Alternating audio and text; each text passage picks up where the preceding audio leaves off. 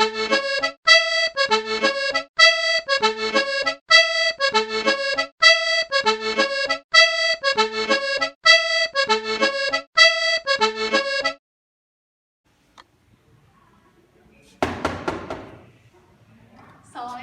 Waalaikumsalam.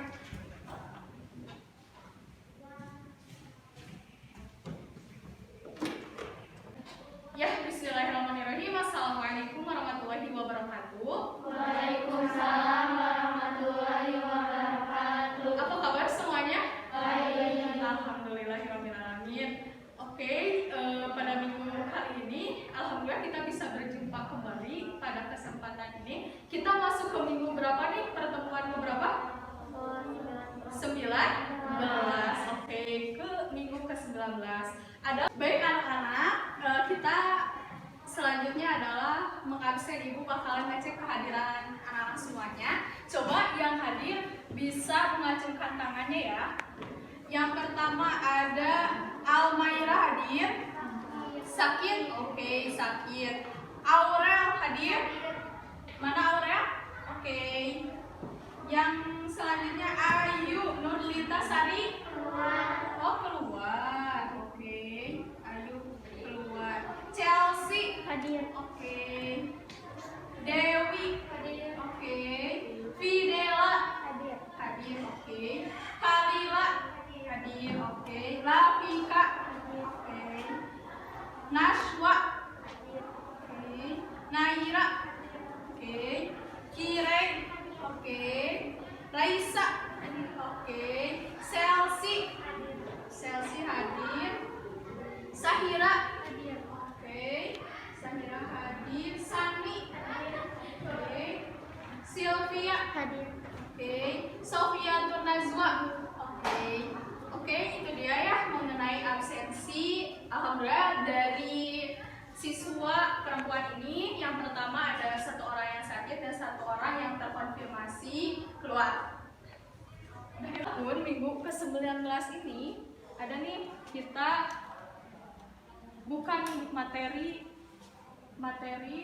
tentang pada minggu ini kita akan membahas strategi dakwah Nabi Muhammad Sallallahu Alaihi Wasallam periode di Mekah dan periode di Madinah yang akan disampaikan oleh ibu sendiri, yakni Ibu Nisa Nurjana. Oke, lanjut. Nah, di sini ibu bakalan ngejelasin nih. Jadi dalam pembelajaran kali ini kita akan melangkahi beberapa langkah pembelajaran yang akan kita laksanakan di hari ini, yakni yang pertama ada pendahuluan, yang kedua ada penyampaian kompetensi dasar dan tujuan pembelajaran, yang ketiga ada kegiatan inti yakni pembelajaran materi yang akan kita bahas nanti, yang selanjutnya adalah penutup. Nah, kita lanjut ke langkah yang pertama. Mari kita buka pembelajaran kali ini dengan membaca basmalah bersama-sama. Bismillahirrahmanirrahim. Selanjutnya mari kita buka dengan berdoa bersama-sama yang akan dipimpin oleh KM. KM-nya yang mana? Boleh acungkan tangan. Oke, Naswa boleh pimpin berdoa. Kepada Malera kita berdoa. Berdoa dimulai.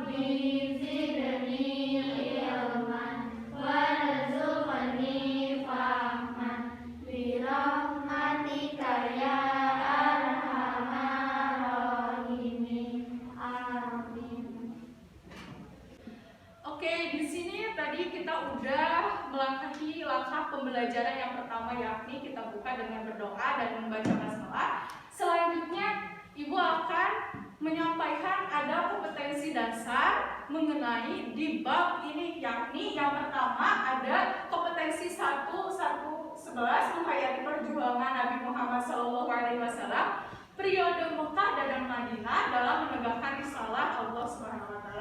Yang kedua ada aspek sosialnya, meneladani perjuangan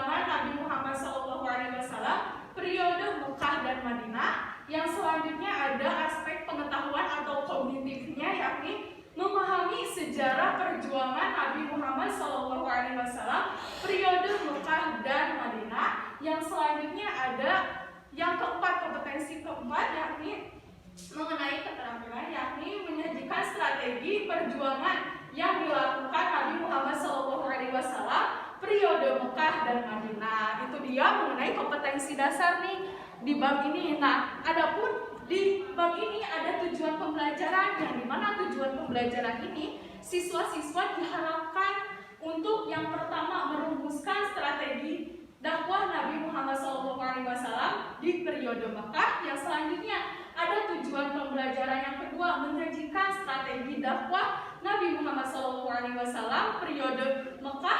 Yang selanjutnya menguraikan sebab-sebab Nabi Muhammad hijrah. Yang selanjutnya ada menyajikan sejarah peristiwa hijrah Nabi Muhammad SAW. Yang selanjutnya merumuskan dakwah Nabi Muhammad SAW di Madinah. Yang selanjutnya ada yang keenam, membuat peta konsep. Nanti kan kita metode yang akan digunakan adalah metode mind mapping dan heavy performance, yang dimana semua anak-anak membuat mind mapping atau yang disebut dengan peta konsep dan mempresentasikan strategi perjuangan dakwah Nabi Muhammad SAW di Madinah. Yang keempat, dari segi keterampilannya, anak-anak diharapkan untuk menampilkan contoh perilaku meneladani perjuangan Rasulullah di Mekah dan Madinah dalam kehidupan sehari-hari. Itu dia mengenai tujuan pembelajaran dari bab strategi dakwah Nabi Muhammad SAW di periode Mekah dan Madinah. Nah, kita lanjut mengenai materi yang pertama, mengenai strategi dakwah Nabi Muhammad SAW periode di Mekah. Nah, Ibu mau review dulu nih materi yang minggu lalu. Cum, siapa yang tahu wahyu pertama Nabi Muhammad yang dikirimkan oleh Jibril? Yang pertama ada surat apa? Al-Alaq ayat? Sip, mantap, keren. Dewi ya. Yang selanjutnya ada wahyu yang kedua, apa? Surat apa? Apa?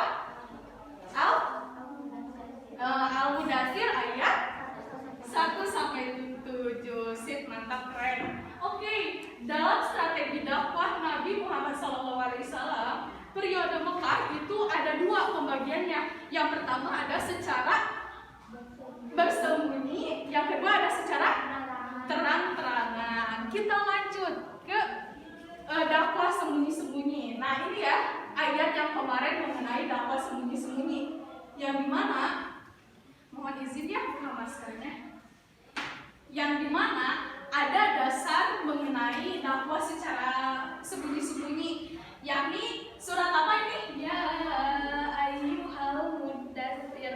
Surat apa? Al-Mudaththir. Gimana? Surat Al-Mudaththir boleh dibaca bareng-bareng 1, 2, 3. Ya ayyuhal muddatsir qum fa'anzir wa rabbaka fakabbir wa siyabaka fakabbir wa rujza fahjur wa la ta'murna Wa li rabbika fasbir. Boleh ada yang mau membacakan artinya? Cum, siapa yang mau? Lafika, boleh Lafika? Ya, artinya di sini aja, kelihatan? Oh enggak, boleh. Di buku paket aja. Di halaman 67.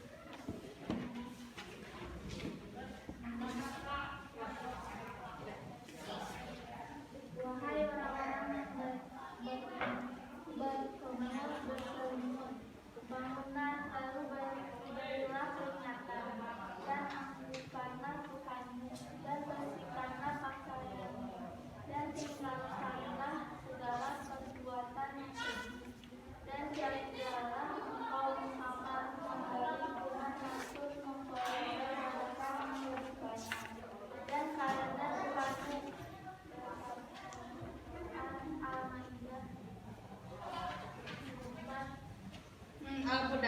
ayat 1 sampai 7. Oke, itu dia mengenai dakwah sembunyi-sembunyi. Boleh dibuka ya, sambil dibuka bukunya halaman 67. Yang pertama kita membahas mengenai strategi dakwah Nabi Muhammad SAW secara sembunyi-sembunyi. Nah, sembunyi-sembunyinya itu bagaimana? Jadi strategi dakwah Nabi pada saat itu dengan yang pertama itu mengajak orang-orang terdekatnya dahulu. Nah, salah satunya orang pertama yang masuk Islam pada waktu itu istrinya sendiri. Siapa istrinya? Siti Khadijah. Nah, ada orang-orang atau sahabat-sahabat Nabi yang baru pertama kali masuk Islam, karena kan secara sembunyi-sembunyi itu orang-orang terdekat dulu ya, kita dakwahi ayo gitu. Jadi jangan dulu ke yang lain yang lebih besar, tapi yang terdekat dulu. Yang pertama nih, ada kalau misalnya di buku itu atau dalam sejarah mencatat bahwa orang yang pertama masuk Islam atau disebut dengan as-sabiqunal awwalun. Nanti kalau misalnya ada nih di ujian as-sabiqunal awwalun apa? As-sabiqunal awwalun itu orang-orang yang pertama kali masuk Islam. Siapa aja? Ada 5 orang. Yang pertama ada Siti Khadijah, yang kedua ada Abu Bakar sahabat Nabi, yang ketiga ada Ali bin Abi Thalib, yang keempat Zaid bin Haritha, yang kelima ada Ummu Aiman. Kayak gitu ya, itu mengenai orang-orang yang pertama kali masuk Islam. Nah, selanjutnya kita next ke dakwah secara terang-terangan, yang dimana dasar ayat strategi dakwah secara terang-terangan itu yakni ada wahyu ketiga. Tadi kan wahyu pertama Al-Alaq ayat 1 sampai 5. Yang kedua itu ada Al-Mudaththir ayat 1 sampai 7. Nah, wahyu ketiga itu ada Al-Hijr surat ke-15 ayat 94 sampai 95. Ini yang menjadi dasar strategi dakwah Nabi itu secara terang-terangan. Ayo kita baca 1 2 3. Bismillahirrahmanirrahim. Fasdar bima tu'maru wa a'rid 'anil musyrikin.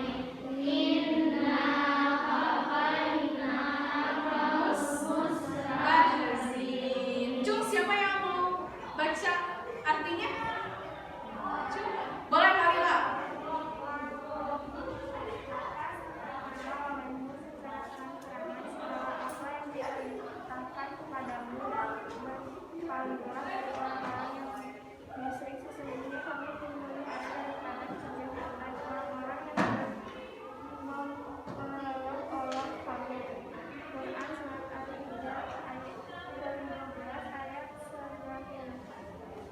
Oke, itu dia yang menjadi dasar ayat untuk dakwah Nabi itu strateginya itu secara terang-terangan. Nah, kan tadi dakwah secara sembunyi-sembunyi itu melalui orang-orang terdekatnya terdahulu ya. Nah, kalau secara terang-terangan pada waktu itu Nabi mengumpulkan masyarakat Mekah gitu ya. Di gua apa kalau di sana?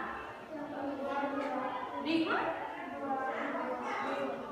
sana ada apa? Di gua mana? Gunung maksudnya. Di Gunung Safa. Di Gunung Safa itu Nabi mengumpulkan masyarakat Mekah untuk ikut ajakan Nabi, yakni berdakwah secara Islam. Nah, pada waktu itu teh ada yang sinis gitu ya sama Nabi, karena kan sebelumnya udah ada agamanya itu kan karena belum ada Nabi Muhammad, kan Islam baru datang itu ketika ada Nabi Muhammad SAW, yang dimana kan di sana pada zamannya menyembah berhala dan lain sebagainya, melakukan perbuatan syirik. Nah, pada waktu itu Nabi Muhammad itu mengajak gitu ya masyarakat Mekah untuk masuk Islam, tapi ada salah satu pamannya yang sinis, nggak suka sama Nabi Muhammad kalau misalnya dakwah sama Islam. Siapakah itu? Abu Lahab, yang nggak suka ya sama dakwahnya Nabi. Dan sampai ada di halaman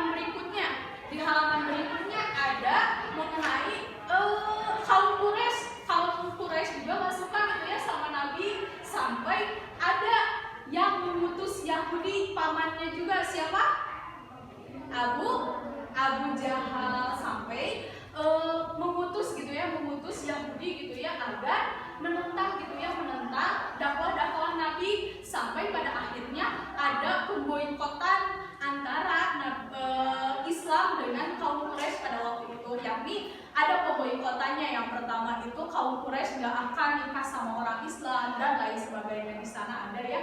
Nah selanjutnya undang-undang atau pemboikotan itu ditempel di mana? Lihat di sana di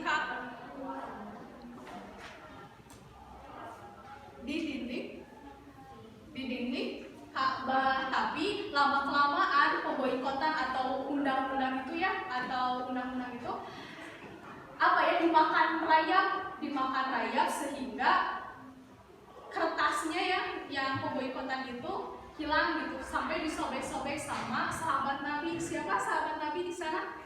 Di paragraf terakhir. Nah, Zubair bin Umair, itu dia mengenai strategi dakwah Nabi Muhammad periode Mekah, yakni ada dua. Yang pertama apa? Secara terang-terangan. Yang kedua sembunyi-sembunyi dulu. Yang pertama apa? Yang kedua terang-terangan. Oke. Wahyu pertama surat apa? Ayat 1-5. Yang kedua surat ayat 1-7. Kalau wahyu ketiga Al-Hijr ayat 4-95. Oke, itu dia mengenai strategi dakwah Nabi melalui atau secara terang-terangan. Dari bab strategi dakwah di Mekah, kita dapat mengambil nih nilai keteladanan strategi dakwah Nabi, yakni yang pertama, tugas dan tanggung jawab tidak bisa dipikul sendiri, tetapi harus ada kebersamaan dan persatuan dari berbagai kalangan masyarakat.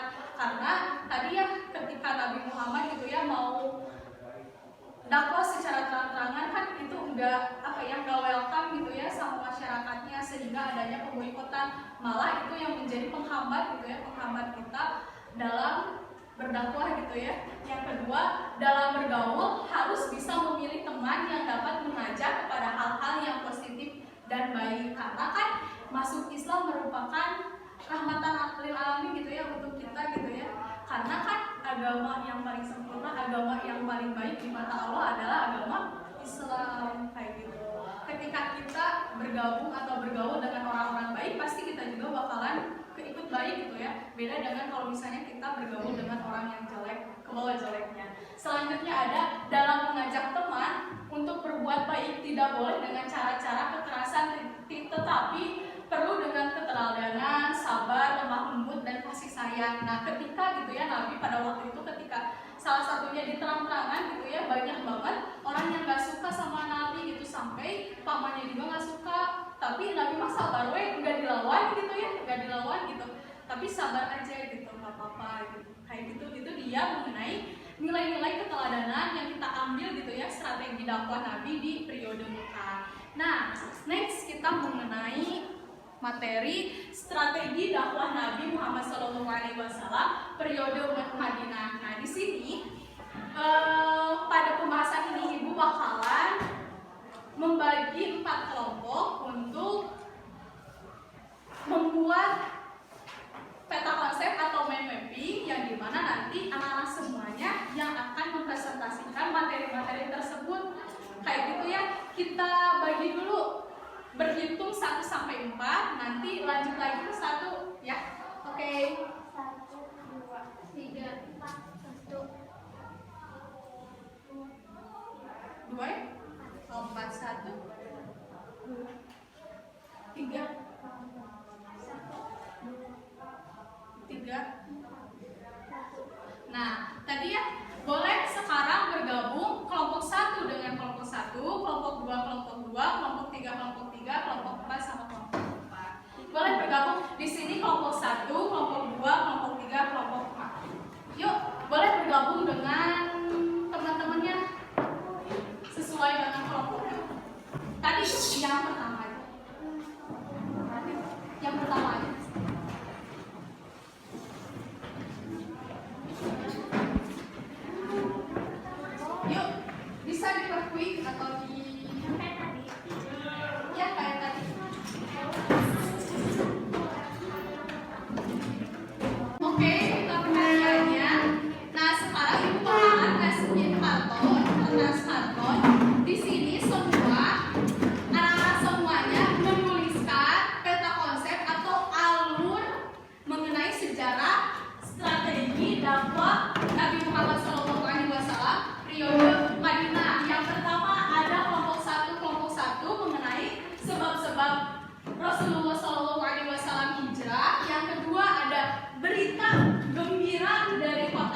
Yasrib. Yang ketiga adalah perjalanan Rasulullah hijrah ke Yasrib atau Madinah. Yang keempat, kelompok 4, pembahasannya mengenai perjuangan dan strategi dakwah Nabi Muhammad SAW periode Madinah. Nah, untuk waktunya membuat mind mapping itu 10 menit.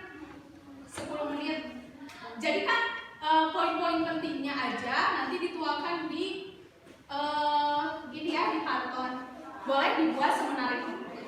Oke, mana kelompok 1? Kelompok 1, kelompok 2, kelompok 3. Boleh, boleh. Kelompok 3 ini kelompok mana? Ini nggak apa-apa ya? Boleh. Waktunya dimulai dari sekarang. 10 menit ya. Ya, dipresentasi.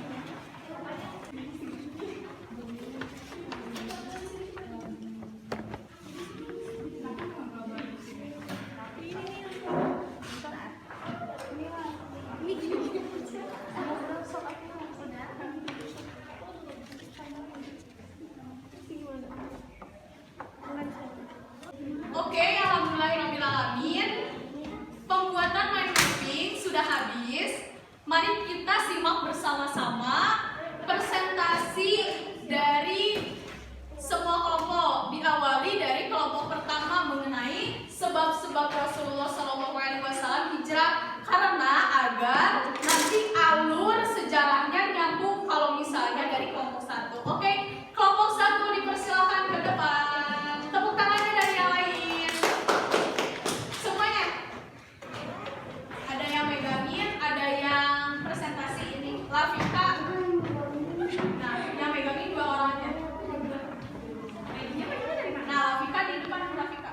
Nah, oke, semuanya harus perhatiin ya, karena nanti bakalan ada post test di akhir mengenai materi-materi di sini. Oke, boleh.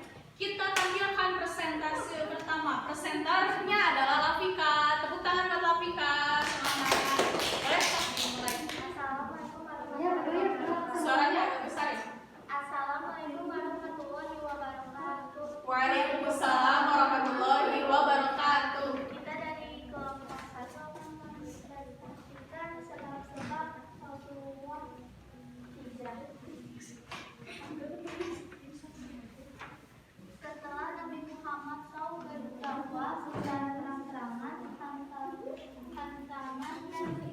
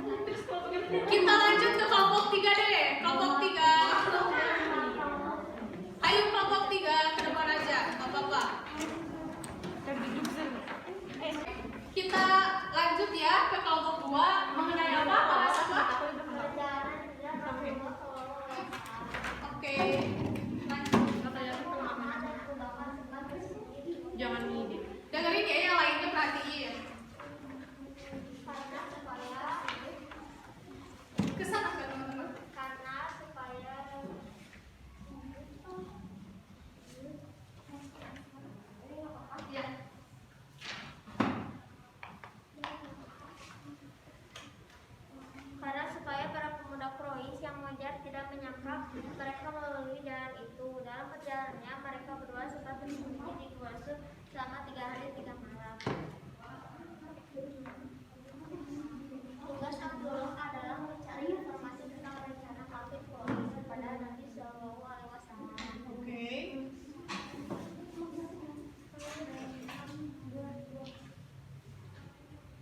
Selanjutnya, Di tengah perjalanan ke Madinah, Rasulullah Shallallahu Alaihi Wasallam singgah di Quba. suaranya agak besar. Di tengah perjalanan menuju Madinah, Rasulullah Shallallahu Alaihi Wasallam singgah di Quba. Terus ya. Nabi Muhammad Shallallahu Alaihi Wasallam dan Abu Bakar tiba di Madinah pada tanggal 3 Rabiul Awal. Oke, di sini tadi Nabi bersembunyi ya kan karena mau ke Madinah, perjalanan ke Madinah.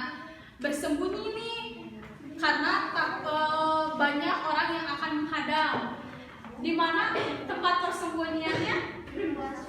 Di Gua Sur. Coba yang lain di gua mana? Sur. Oke. Ada berapa hari, berapa malam? 3 hari 3 malam. Oke, tepuk tangan buat kelompok 3. Makasih kelompok 3, boleh duduk lagi. Selanjutnya kelompok 4, kelompok 2.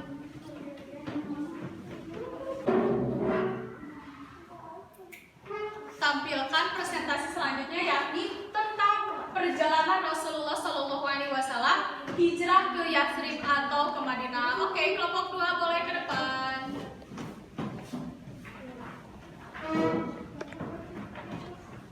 Assalamualaikum warahmatullahi wabarakatuh. Assalamualaikum warahmatullahi wabarakatuh.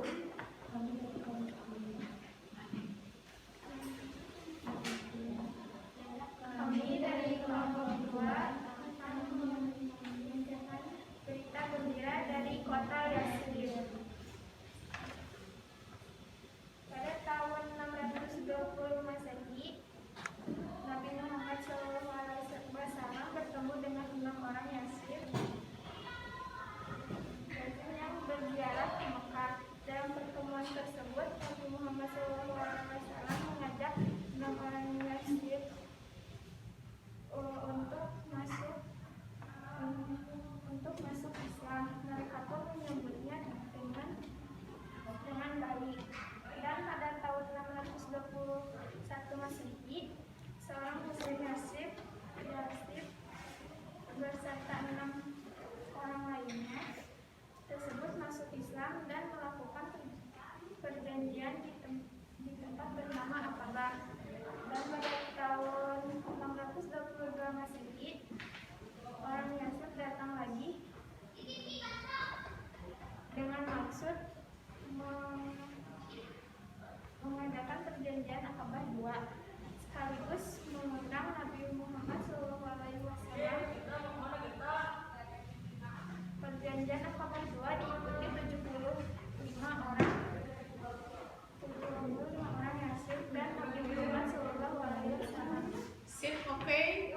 Tutup. Kemudian,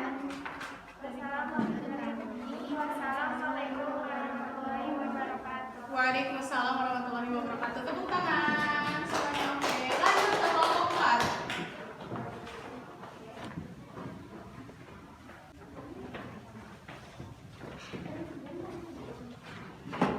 Oke, langsung.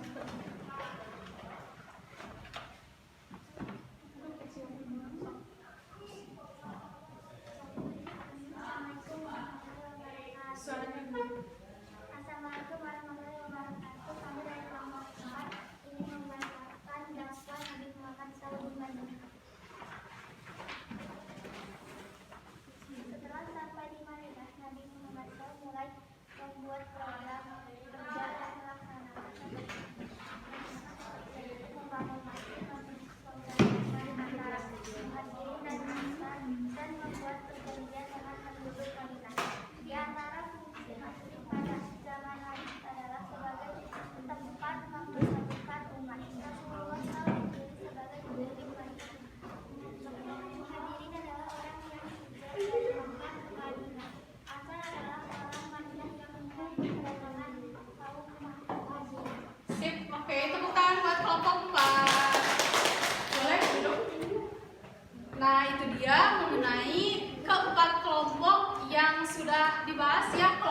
1 mengenai sebab-sebab perjalanan. Yang kelompok 2 adalah apa? Perjalanan kabar gembira dari Madinah. Yang ketiga ada perjalanan. Yang keempat adalah strateginya. Nah, dapat kita simpulkan dari kelompok 1. Kelompok 1 mengenai sebab-sebabnya. Sebab-sebab Nabi Muhammad kan yang asalnya bersembunyi gitu ya, hijrah gitu ya, hijrah ke Madinah, yang dimana ketika hijrah ada mengalami peristiwa gitu ya, peristiwa kematian 2 orang yang dicintainya. Siapa?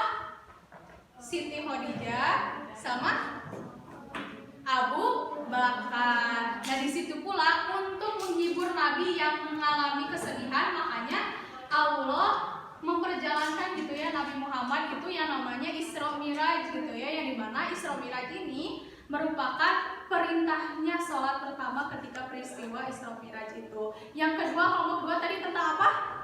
Tentang kabar gembira. Kabar gembira. Oke, kabar gembira. Kabar gembira dari kota Yasrib atau disebut juga dengan kota Madinah gitu ya, yang dimana ketika kabar gembira itu ada yang namanya perjanjian apa? Aqobah 1 dan Aqobah 2. Yang ketiga ada perjalanan Nabi.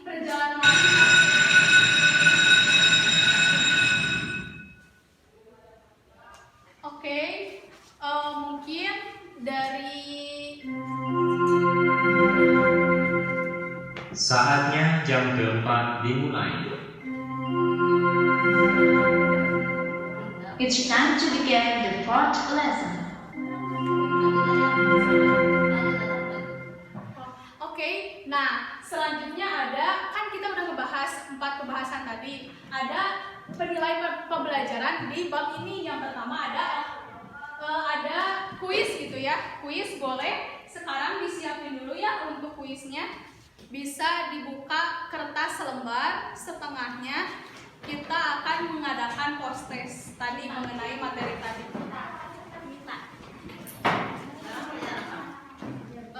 Tunda sama Ipa. Tunda Ipa. Hijrah ke Madinah terlebih dahulu singgah ke sebuah daerah dan membangun masjid. Daerah yang dimaksud adalah tadi juga ya dibahas sama kelompok berapa ini teh? Kelompok 3 di sebuah gua yang bernama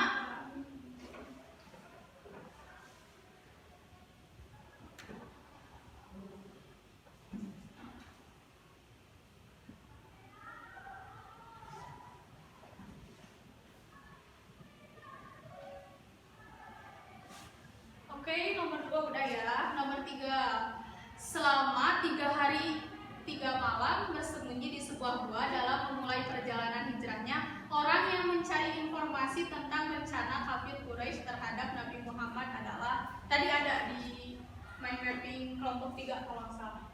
Siapa yang mencari informasi mengenai penduduk Madinah? Maksudnya tentang rencana kafir Quraisy ke Nabi Muhammad yang mau ke Madinah. Siapa? Abjadnya aja ya. Udah? Kita lanjut. Berikut ini adalah sahabat yang menemani Nabi sewaktu hijrah ke Madinah adalah siapa yang menemani? Sahabatnya tadi pernah dibahas. Ketika ini di berita gembira di kelompok orang. Saksikan pernyataan berikut ini.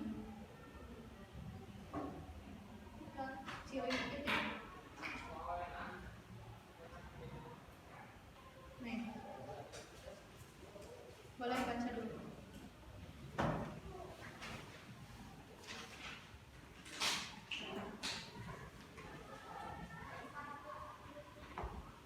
Ini saya ya.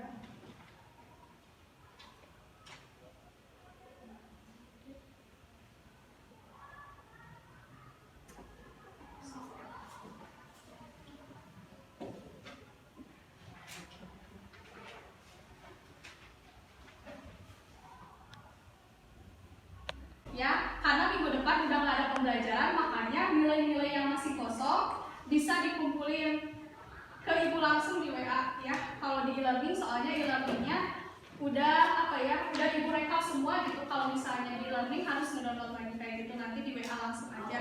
Oke, mungkin cukup sekian yang dapat